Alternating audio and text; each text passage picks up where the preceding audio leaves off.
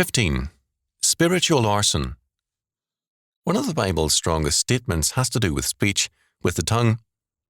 Our Lord's brother James tells us that speech is a killing power like fire, and the tongue is set on fire of or by hell. The tongue of fallen man communicates, quote, a world, or literally in Greek, a cosmos of iniquity. While men can tame wild animals, quote, the tongue can no man tame, end quote. It is, quote, an unruly evil, full of deadly poison. James 3, 3-12. The old saying, sticks and stones may hurt my bones, but angry words can never, is not true.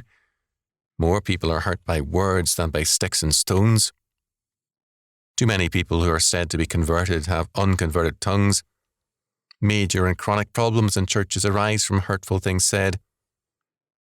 It is the God-ordained duty of pastors to confront sinners, to hear their confessions, and to correct and guide them. This sometimes requires blunt words. The pastor does this with authority. The congregation does not have an authority to talk, pass judgment, gossip, and generally manifest an untamed tongue.